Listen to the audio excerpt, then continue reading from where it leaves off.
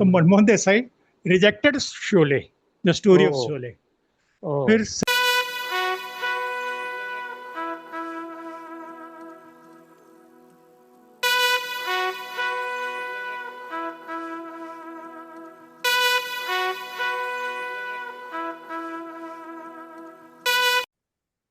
आ, तो शोले एक ऐसी फिल्म है जिससे बहुत कुछ सीखने मिलता है, और ये एक महान फिल्म बॉलीवुड की जो 50 साल 15 अगस्त को कर रही है।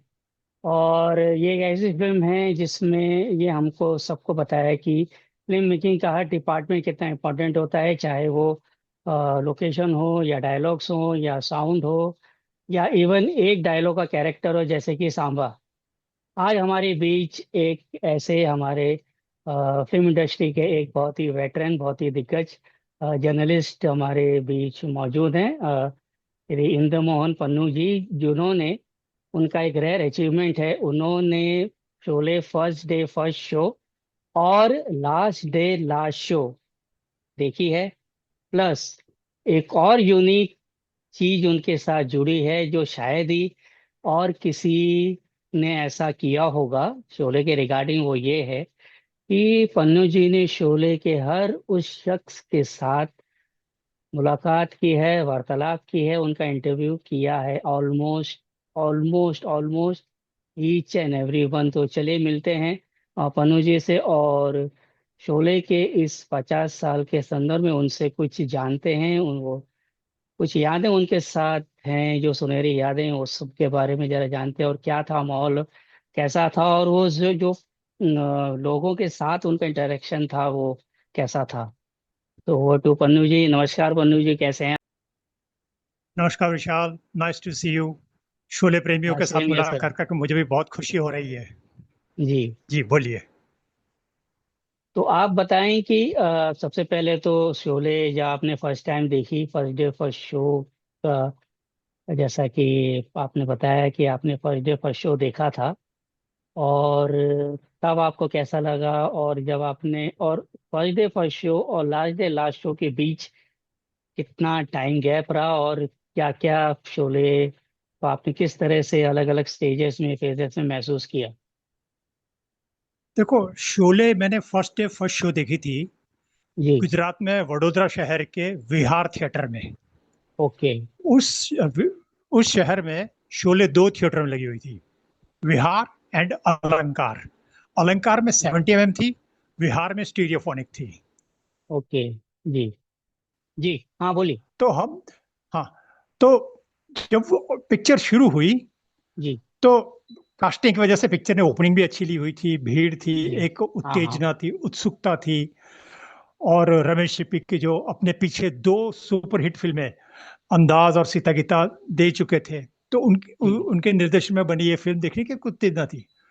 और उस जमाने में सोशल मीडिया मीडिया कुछ नहीं होता था, तो बस जो कुछ कानों में सुनते थे, कहीं से दूर से कुछ सुनाई देता था, तो उस पर से हम एक आकलन बांधा करते थे फिल्म के बारे में। जी। तो जब फिल्म के अंदर गए और फिल्म शुरू हुई, और शुरू के 15 मिनट बाद ट्रेन सीक्वेंस आया और उसके अंदर जो घोड़े गिरने लगे, वो जो हम्म। गोलीबारी होने लगी, वो जो साउंड इफेक्ट आने लगा, तो ऑडियंस उसके अंदर एक अलग ही रोमांच महसूस करने लगी। और जी। देखा कि अरे यार, ये हिंदी फिल्म है या हॉलीवुड फिल्म है। अच्छा। और उसके बाद फिल्म की जो जो कहानी आगे बढ़ती गई, फिल्म के अंदर वो जो चुटीले डायलॉग्स थे, ऑडियंस खूब हंस रही थी, गाने बड़े अच्छे थे, उसके अंदर एक्शन, खास करके शोले जो फर्स्ट डे फर्स्ट जो सबसे बड़ा इम्पैक्ट जो उसने दर्शक छोड़ा, वो थे उसके वेस्टर्न स्टाइल एक्शन सीन्स। वो जी। घोड़ों का गिरना, वो ट्रेन सीक्वेंस, वो होली के बाद वो जो है एक्शन सीन्स वगैरह वगैरह, वो जो एक्शन सीन्स थे, उसकी जो साउंड इफेक्ट थी, उसने जो है लोगों को बहुत जो है प्रभावित किया था। हम्म। बिलीव मी, जब ये picture first day first show देख के मैं निकला, और मैंने तभी कहा कि ये पिक्चर मैसिव हिट है, और मैं खुद इसे 5 से 7 बार तो देखूंगा ही। मैंने अच्छा। लास्ट डे लास्ट शो देखा था अलंकार, अलंकार के थिएटर में, जब उस फिल्म ने गोल्डन जुबली बनाई थी। ओ। अच्छा। जी। जी। हाँ, कंटिन्यू करिए सर। हेलो। जी जी, आप बोलिए। हाँ। हाँ, तो अच्छा, शोले की खास बात यह है कि उसने कई चीजें ऐसी थी जो दर्शकों को पहली बार देखने को मिली। हम्म। पहली बात तो यह था कि पूरा जो डाकू फिल्में होती थी उसके अंदर डाकू जो होते थे वो हमेशा धोती वोती पहने, पर यहाँ पे जो मुख्य डाकू था गब्बर, वो हम्म। वो एक हरे रंग का अपना शर्ट पैंट पहने हुए है, बेल्ट वो कारतूस वाले बेल्ट पहने हुए हैं, और गंदे से तम्बाकू खाए हुए दांत है, ये है वो एक अलग है, उसकी बोली भी अलग है, उसका डायलॉग डिलीवरी भी हम्म। अलग है। वो माँ भवानी की कसम नहीं खाता, बट वो उसका अपना ही है। और वो उसको बड़ा खूंखार दिखाया हुआ है। वो किसी जी के हाथ काटने से भी नहीं डरता, और मौका आने पे अपना ये वीरू को भी जो है वो गर्दन काटने के तैयार हो जाता है। यानी वो ऐसा ऐसा इस खूंखार डाकू था। हम्म। ऐसे डाकू के लिए एक से बदला लेने के लिए एक इंस्पेक्टर, दो एक रिटायर्ड इंस्पेक्टर दो छुटपुटिया चोरों को किराए पे लेता है। कहानी सबको पता है। और जी आपको पता होगा कि शोले जब अपना जब शोले की नींव रखी गई थी, तब यह था कि रमेश सिप्पी ने सोचा, अरे सॉरी, रमेश सिप्पी के पिता जीपी सिप्पी ने सोचा कि मेरे बेटे ने दो हिट फिल्में दी हुई है, अंदाज एंड सितार गीता। तो उनको बेटे की काबिलियत पे भरोसा था। तो हम्म। उनको था कि क्यों ना अब एक ऐसी फिल्म बनाई जाए कि जो है एक धमाका कर दे, एक बड़े लेवल, बड़े प्रोजेक्ट की हम्म। फिल्म बनाई जाए, बड़े कलाकारों को लेकर फिल्म बनाई जाए। उन्होंने रमेश सिप्पी और जीपी सिप्पी ने सलीम जावेद से कांटेक्ट किया कहानी के लिए। जी तो सलीम जावेद ने उनको एक कहानी सुनाई। तो रमेश सिप्पी को कहानी पसंद आ गई, और जीपी सिप्पी का नहीं, ये कहानी में वो ग्रेंजर नहीं है, वो स्कोप नहीं हो सकता जो मैं एक विजुलाइज कर रहा हूँ। तो ठीक है, उन्होंने वो कहानी, कहता ये कहानी भी अच्छी है, हम इस पर बाद में बना सकते हैं, बट मुझे और कोई कहानी बताओ। तो उन्होंने कहा ठीक है, एक और कहानी है। उन्होंने हम्म। शोले की कहानी सुनाई। जी तब रमेश सिप्पी की जो सिक्स सेंस थी ना, उनको लगा कि हाँ, मैं जो चाहता हूँ ना, जो ग्रेंजर, जो एक्शन, जो खेल। तमाशा, एक भव्यता, ये कहानी में है। तो उन्होंने कहा कि हाँ, मैं ये कहानी पे फिल्म बनाना चाहता हूँ, और ये हमारी कहानी है। बट इससे पहले क्या हुआ था, अपना एक प्रोड्यूसर था बलदेव पुष्करना, वो उन्होंने मनमोहन देसाई को साइन किया, और मनमोहन देसाई जीपी मनमोहन। सिप्पी के पास गए कि आपके, बलदेव पुष्करना जी। प्रोड्यूसर थे, he sign director Manmohan Desai to direct his film. Okay.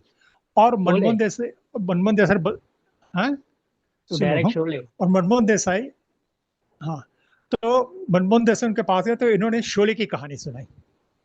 Manmohan Desai का कि यार कहानी तो ठीक है, बट ये मेरे स्टाइल की नहीं है। कहते हम्म। मेरी स्टाइल वो है कि जो लॉस्ट एंड फाउंड, शोले में हाँ। कहीं कोई लॉस्ट एंड फाउंड नहीं है। दूसरा, इसमें डाकू वाकू है, और मैं कभी डाकू की पिक्चर नहीं बनाता हूँ। पीछे तो नहीं है। मनमोहन देसाई रिजेक्टेड शोले, द ओ। Story of Sholay. ओ। फिर सलीम जाद ने उनको दूसरी कहानी सुनाई, उनका क्या, हाँ, ये मेरे स्टाइल की कहानी है, और वो कहानी थी चाचा भतीजा। तो अच्छा। मनमोहन देसाई ने शोले को रिजेक्ट करके चाचा बनाई, बल्लू पुष्कर ने गए। ओके, वो भी हिट उधर थी। सलीम जाद, हाँ वो भी हिट थी। उधर जी। सलीम जाद ने रमेश जीपीसीपी को जो दो कहानियां सुनाई थी, एक शोले फाइनल की थी, दूसरी कहानी भी उन्होंने फाइनल कर ली हुई थी, बट जी उसमें उनको ज्यादा इंटरेस्ट नहीं था। वो कहानी थी मजबूर की, जो अमिताभ फिर वाली। इन्होंने हाँ, अमिताभ वाली। हाँ, जी। तो इस तरह शोले की कहानी घूमती घूमती इन जीपीसीपी के पास आई, के पास और आ गई। उन्होंने ये कहा, क्या इत्तेफाक। बात है। ये होता है, हर एक जी नसीब होता है कहानी का। तो ये था। बिल्कुल बिल्कुल। जैसे कहते हैं कि दाने दाने पे लिखा है खाने वाले का नाम। या यस यस, वैसे ही एब्सोल्युटली कहानी कहानी एब्सोल्युटली। पे लिखा हाँ, है बनाने वाले का हाँ, नाम, वो वैसा बने हो वाला गया। हाँ। और कलाकारों का नाम भी सबको पता है कि भाई डैनी थे, जी। और शत्रुघ्न सिन्हा के बारे में सोचिए, ये तो सबको पता है। हाँ हाँ। शोले के अंदर जब कहानी की पहली नींव, अपना पहला ढांचा तैयार किया गया था, उसके अंदर हम्म। संजीव कुमार जो थे, वो आर्मी मैन थे, और वो ओके। रिटायर्ड हो, दो दो अपना, और ये जय और वीरू भी पहले आर्मी में होते हैं, ऐसे ऐसी कहानी थी। अच्छा। फिर इनको लगा कि ओ। नहीं ये, हाँ, फिर हाँ, उन्होंने कहा कि नहीं, अब इस कहानी पे बनाने के लिए हमें कई तरह से परमिशन लेनी पड़ेगी, क्योंकि आर्मी जी डिपार्टमेंट के जो बिल्कुल वो एक परमिशन जल्दी देता है, दे आपको आपकी फिल्म की कहानी आर्मी के डिपार्टमेंट से भी पास करानी होती है। उनको लगा कि हम्म। ये कहानी तो वो पास नहीं करेंगे, ये है वो है। तो उन्होंने कहा कि चलो ठीक है, इसको रिटायर्ड इंस्पेक्टर दिखा देते हैं और जय वीरू को टटपुंजिये चोर दिखा देता है। ये इस दिखा तरह है। से जय और वीरू को उनका जी। जो इस तरह दिखाया गया था। आपने जब फर्स्ट टाइम ये फिल्म देखी, फर्स्ट डे फर्स्ट शो, हम्म। तब आपकी क्या एज रही होगी?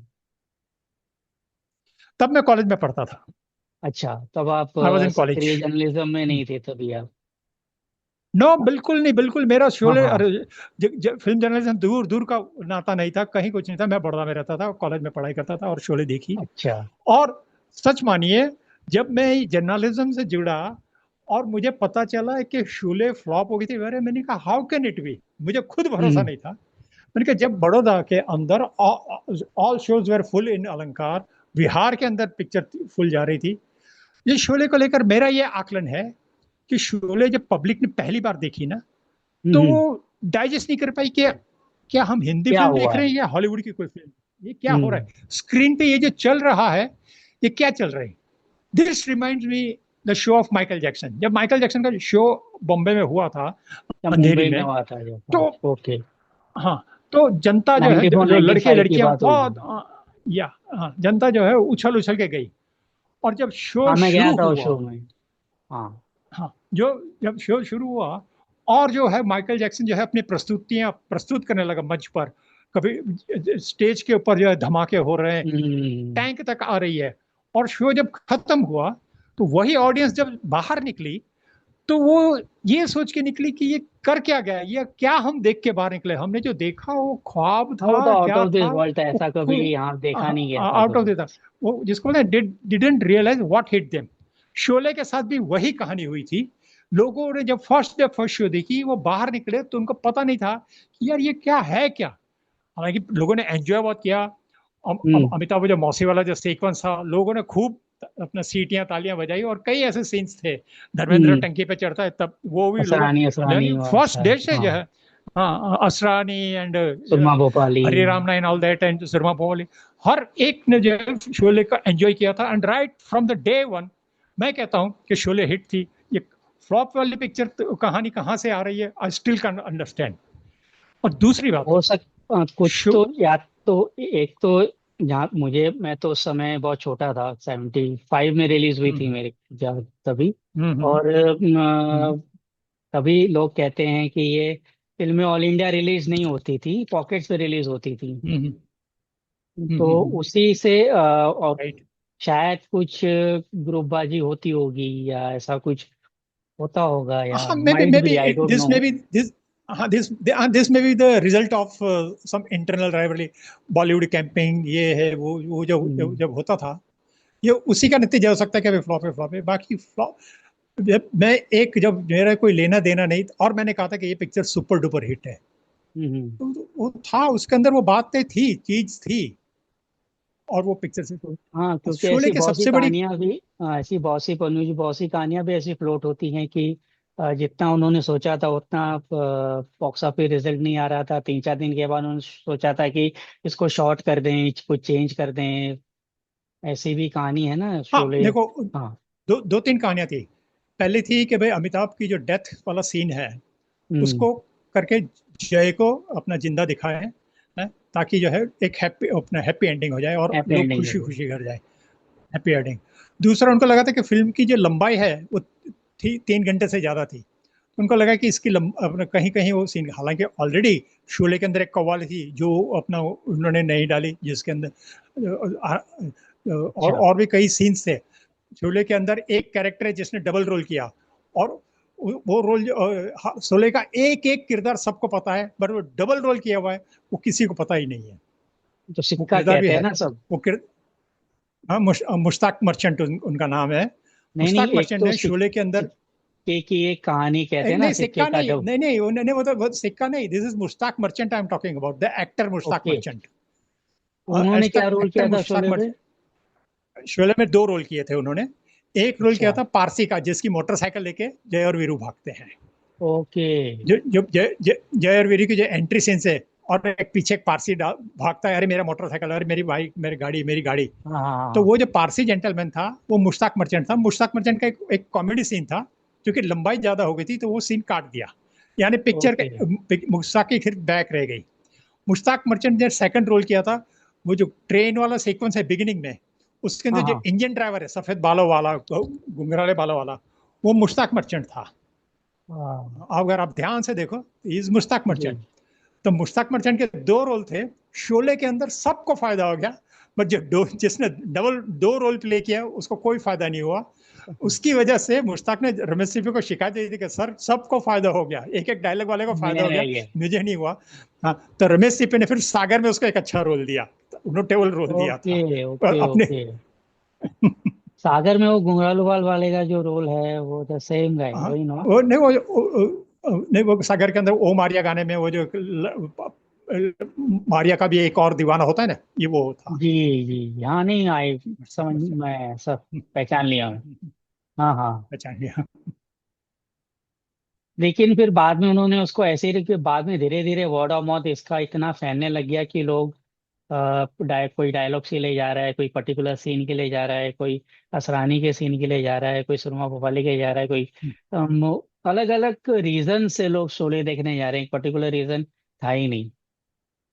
देखो, शोले का एक और बात, एक बाई प्रोडक्ट की मैं यहाँ बात करना चाहूंगा। जी। शोले एक ऐसी फिल्म है कि जिसके किरदारों के नाम पर से फिल्मों के नाम रखे गए हैं। यह हम्म। बहुत कम देखा हुआ है। और अगर कोई बनती भी है, कोई किरदार हिट हो जाता है, तो उस फिल्म के किरदार से अगर फिल्म बनती है तो एक बनती है। But in case of Sholay यहाँ पे कई किरदारों के नाम पर से फिल्म बनी हुई है, फिल्में बनी है। जैसे अमिताभ की फिल्म कालिया का नाम टीनू हम्म। आनंद ने बनाई। कालिया का नाम कहाँ से आया? ऑब्वियसली जी। शोले। एक गब्बर। फिल्म बनी जय वीरू नाम से। हाँ, एक फिल्म बनी जय वीरू नाम से। वो जय वीरू कौन है? शोले। एक हम्म छोटे बजट की फिल्म बनी बसंती टांगे वाली, अगेन हम्म। शोले।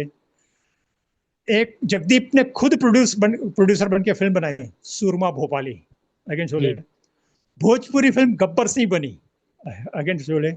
और तो और शोले से पहले 1974 में एक पंजाबी फिल्म पंजाब में रिलीज हुई थी, उसका नाम था दो शेर। उसके अंदर राजेंद्र कुमार और धर्मेंद्र थे, Dharmendra was in guest appearance. उसको ओके। हिंदी में डब करके दो शोले नाम से रिलीज किया गया। दो और शोले। शोले की वजह से वो फिल्म ने दो शोले अच्छा। इट्स देयर, आप यूट्यूब पे जाके देख सकते हैं। ओके। दो शोले, धर्मेंद्र राजेंद्र कुमार। तो हाँ हाँ। और शोले की गर्मी में वो फिल्म ने भी अच्छी ओपनिंग ले ली हुई थी। यानी शोले अच्छा। की वजह से हाँ। बॉलीवुड को कई बाई प्रोडक्ट्स मिल गई हुई थी। बाय प्रोडक्ट्स मिल रहे हैं। शोले खुद एक फिल्म से इंस्पायर्ड थी, एक मेरा गांव मेरा देश, बेसिक प्लॉट उसका सेम था, जो कि Hollywood film seven, seven samurai और मैग्निफिसेंट सेवन हाँ की हाँ हाँ। से इंस्पायर्ड थी। और एक्चुअली वो जो मैग्निफिसेंट सेवन है वो जापानीज फिल्म सेवन सामुराई से इंस्पायर्ड। मतलब कहने का मतलब इतनी लीगेसी चली है शोले को लेके उसमें भी। अभी शोले से फिर इंस्पायर्ड हुई कर्मा। कर्मा का जो था वो भी, सुभाष की कर्मा थी वो भी शोले से ही, उसका जो मेन बेसिक प्लॉट है वो भी शोले से मिलता जुलता है काफी। तो ये शोले की तो लेगेसी चलती रही है काफी। और जैसे कि आप सुना है, आपसे आपने जैसा बताया कि वो जो हर कैरेक्टर के साथ आपका जो इंटरेक्शन हुआ है शोले के हर एक, वो बहुत ही इंटरेस्टिंग सी चीज है। वो क्या है जरा हमारे सारे ऑडियंस जानना चाहेगी कि वो क्या चीज है एक्चुअली। जब मैं बॉलीवुड में आया जी। तो एक काम मैंने, एक बार जो ऑफिस में जब I was in trade guide, तो मैंने पुरानी फाइलें देखी और उसके अंदर शोले का रिव्यू विशेष रूप से पढ़ा कि जी। शोले के बारे में तब क्या लिखा गया था। और फिर जब मैंने फील्ड में जाता था कलाकारों से इंटरव्यू लेने ये हुए, तो एक मैंने ये कहा कि मैं हर शोले से जुड़े हर कलाकार का इंटरव्यू लूंगा, और वो मैंने लिए है। कईयों अच्छा। का तो भैया अलग अलग मौके पर, खुद रमेश सिप्पी का मैंने बुनियाद के टाइम लिया, अकेला के टाइम लिया, भ्रष्टाचार के टाइम लिया। और हर इंटरव्यू के बाद, और मैं रमेश जी को इतने बोलता था, और Ramesh ji one last question, और वो मुस्कुरा देते थे कि ये बंदा शोले पे आ गया हुआ है। तो यानी वो हर हर तरह का, यहाँ यहाँ तक कि अपना एक शोले के अंदर एक संजीव कुमार के वो जो परिवार वाली लड़की जो कपड़े सुखाती है और मर जाती है, उसका नाम था हम्म। भानुमति। मैंने उसका इंटरव्यू भी लिया हुआ है। अरे यानी बाप रे। वाकई मैक मोहन, हाँ, मैक मोहन, अमजद खान, ये बीजू अपना खोटे। सचिन एंड विजू खोटे एंड सत्यन कप्पू, ये सब तो, इवन मामा जी यानी वो जो गांव गांव में जो बने हुए थे, उनका तक भी लिया था, मौसी। अच्छा। तो शोले का तो ज्यादातर किरदारों के इंटरव्यू लिए थे, और वो भी खुद जो है, मैंने देखा, एक बात देखी थी, शोले का जिक्र रहता है ना, हर एक की आंखों एक चमक आ जाती थी, अच्छा। You know, they used to feel proud कि भाई हम इस फिल्म के अपना वो हिस्सा है, कि जो एक हम्म। हो गई है। अब मैं यहाँ सच बताऊं, एक सवाल पूछ रहा हूँ विशाल आपसे। हिंदी फिल्म उद्योग को स्थापित हुए 100 से ज्यादा साल हो गए हैं, 100 से ज्यादा साल हो गए, हजारों फिल्में हम्म। बनी हैं। साउथ की तो जानते हैं, हिंदी भी हजारों फिल्में, अगर हम गिनती करने जाए तो कई हजार हो हाँ जाती है, हाँ। हजारों फिल्में बनी हैं। आज हम शोले पे ही क्यों बात कर रहे हैं, वो भी रिलीज के 50 साल बाद, और हम्म। ऐसा किसी फिल्म के साथ नहीं हुआ है। ऐसा एक भी फिल्म के साथ नहीं हुआ है कि उसकी रिलीज के 50 साल बाद उसके बारे में पूरी मीडिया बात करती हो। शोले के साथ ही क्यों? क्योंकि शोले के अंदर एक बात है, शोले के अंदर एक खास बात है। शोले कभी आउटडेटेड नहीं हो सकती है, ना ही कभी होगी। हम्म। कई फिल्में एवरग्रीन। हैं हिंदी, हाँ, कई हिंदी फिल्में हैं जो आउटडेट हो जाती है। आउटडेट की वजह क्या होती है? ट्रीटमेंट। आउटडेट की वजह क्या होती है? उस जमाने की रीति रिवाज, उस जमाने का फैशन। अमिताभ की कई फिल्में देख लो, वो बेल बॉटम पहने होते थे, आज वो फिल्में आप देखते हो तो आपको लगता है, अरे यार ये क्या, वो 70s की फिल्म है। Hmm. But in case of Sholay, वो शोले का कोई किरदार जो है वो बेल बॉटम या ऐसे पहने नहीं होता था। उस वजह से वो ड्रेसिंग सेंस की वजह से शोले आउटडेटेड नहीं हो रही है, अभी भी वो जो फ्रेश लग रही है। क्यों? नहीं तो अगर जो गब्बर सिंह बेल बॉटम पहना होता या जय वीरू बेल बॉटम पहने होते तो शोले आज आउटडेटेड, शोले के अंदर वो फ्रेशनेस नहीं रहती। हम्म। और शोले के कपड़े के लिए खुद अमिताभ बच्चन खुद लंदन गए थे। उन्होंने पूछा था कि ड्रेस क्या है, तो उसने कहा भाई भाई आप जीन्स टी शर्ट और ये अपना कोई डेनिम अंदर पेन। डेनिम। जैकेट और डेनिम पहने हैं। वो खुद जाके लंदन से अमिताभ ने अपनी अपने कपड़े की शॉपिंग की थी, क्योंकि कपड़े तो ज्यादा वाह। इन्होंने पहने नहीं थे। 3 4 जीन्स पहनी है, दो वही दो है, तीन रेड टी जैकेट और शर्ट अंदर और वो ब्लू काली, डेनिम में। तो वो अमिताभ ने खुद की हुई थी। और उनकी शॉपिंग का फायदा है कि शोले आज भी जो है एवरग्रीन लग रही है, वरना तो आउटडेटेड हो जाती।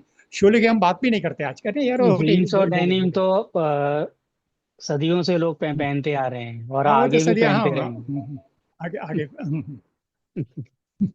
और शोले का मुझे ऐसा लगता है कि ये ऐसी फिल्म है जिसमें आप सर्कल नहीं कर सकते कि ये पिक्चर का हीरो है। विलन आप सर्कल कर सकते देखो, हो, गब्बर सिंह विलन है। पर हीरो कौन है? हम्म, ये ऐसी अनोखी फिल्म है हमारे फिल्म, हिंदी फिल्म इंडस्ट्री की, यू कांट फिगर आउट। एक मेन प्रोटोगनिस्ट हमेशा बॉलीवुड के इस एंटरटेनमेंट जो सिनेमा होता है उसमें एक होता है कि एक मेन प्रोटोगनिस्ट है, एक मेन हीरो है, उसके इर्द गिर्द सारी कहानियां चलती हैं।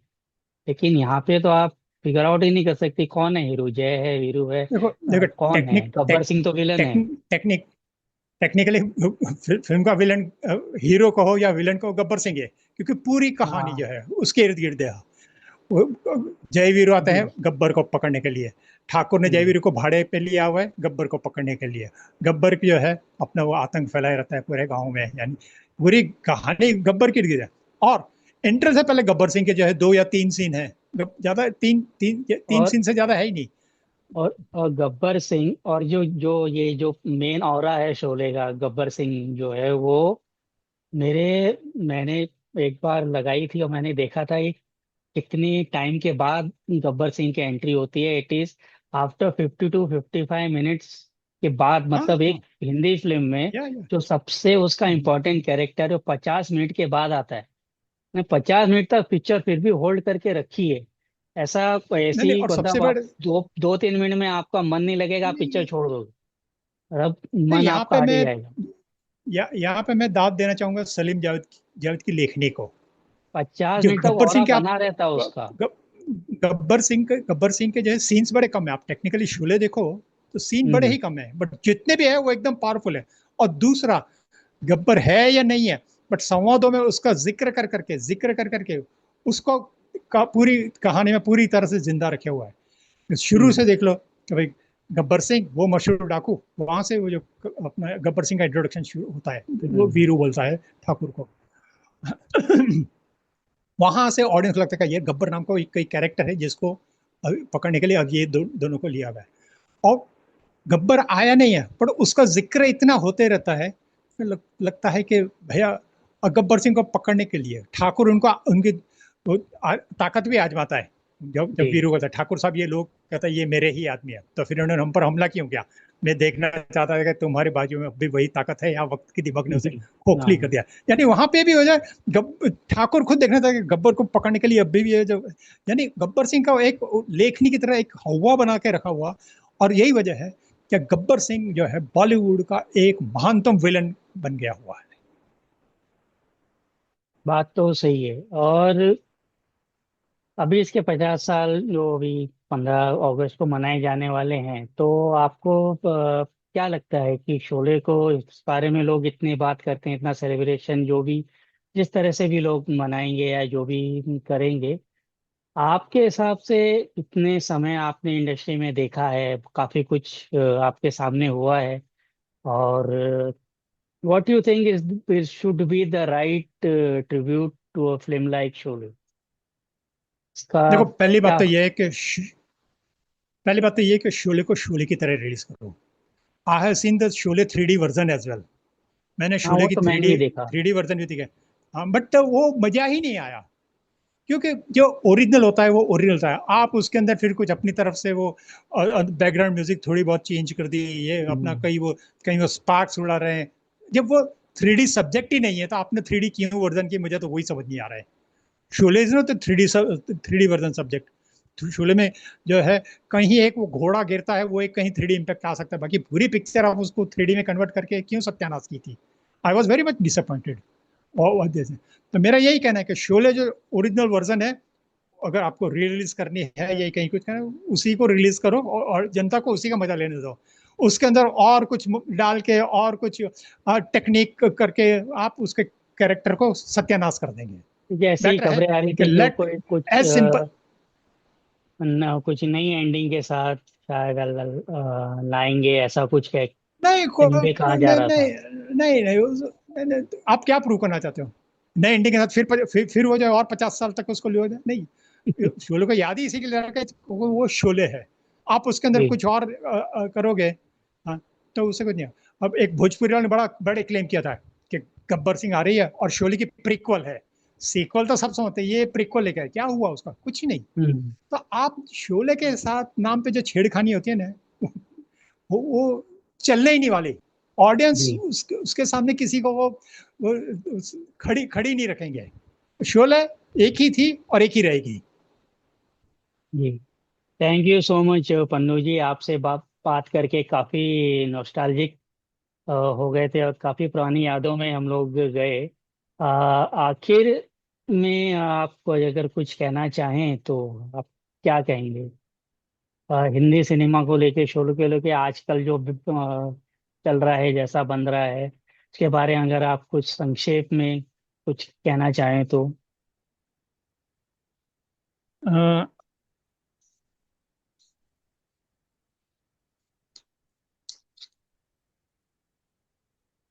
देखो, शोले जब रिलीज हुई थी उसके बाद उसने जब बिजनेस किया, तो मैसिव बिजनेस किया। हर कैलकुलेशन फेल हो गया था। शोले के बाद जीपी सिप्पी ने दो फिल्में बनाई, एक थी तृष्णा और एक थी एहसास। और लोगों को पता नहीं होगा कि ये जीपी सिप्पी की बनी थी, हालांकि रमेश सिप्पी का उस फिल्म के अंदर कोई इन्वॉल्वमेंट नहीं था, यानी डायरेक्शन नहीं जी। था। बट तृष्णा और एहसास के बारे में ये कहा जाता है कि शोले के प्रॉफिट को एडजस्ट करने के लिए ये फिल्में बनाई गई थी, ताकि जो है अच्छा। शोले के अंदर से जो जो एक्सेस है। जिसको बोलते हैं ना बोरे भर भर के कमाई हुई है, उसको कहीं ना, उस जमाने में टैक्स भी तो बहुत एडजस्ट ज्यादा किया होते थे, जाए। तो एडजस्ट करने के लिए तृष्णा, वरना जीपी सिप्पी एहसास जैसे फिल्म क्यों बनाएंगे? हम्म। जीपी सिप्पी जो तीन बड़ी फिल्में बना चुके थे, शोले, शोले से पहले सितार के तस्वीर का अंदाज, उससे पहले भी और कई बनाई, पर जब से तो अब शोले के बाद उनका ये छोटे बजट की फिल्में बनाने की जरूरत क्यों आन पड़ी थी? और जो मैंने ये अफवाह यानी बहुत बातें उड़ी थी कि शोले के प्रॉफिट को एडजस्ट करने के लिए ये फिल्में बनाई गई हुई हैं। मैं यही चाहूंगा कि आज भी जी। शोले जो है 50 साल के बाद री रिलीज होकर इतना फिल्म चले कि रमेश सिप्पी को और ऐसी 2 फिल्में बनानी पड़ जाए। हाँ हाँ हाँ, बिल्कुल बिल्कुल। आ, बहुत बहुत शुक्रिया आपका पनुज हमारे साथ जुड़ने के लिए, और आपने जो बातें की हैं काफी नॉस्टैल्जिक थे, और खास करके जो आपने शुरुआत में जो बातें बताई शोले के लेके, मनमोहन देसाई वाला किस्सा, और जो संजीव कुमार को लेके जो किस्सा जो आपने बताया, तो बहुत ही अच्छा लगा आपसे मिलके। एक अलग ही दुनिया में पहुंचे, शोले को फिर से याद किया, और thank you so much, all the very best and और थैंक यू। विशाल, ये शोले की बात करते करते मैं भी जो है कॉलेज वाले दिन में पहुंच गया था और जी। देख रहा था कि मैं पर्दे पे घोड़ों को गिरते हुए देख रहा हूँ और जय वीरू की कॉमेडी पे हंसता के लगा रहा हूँ। जी।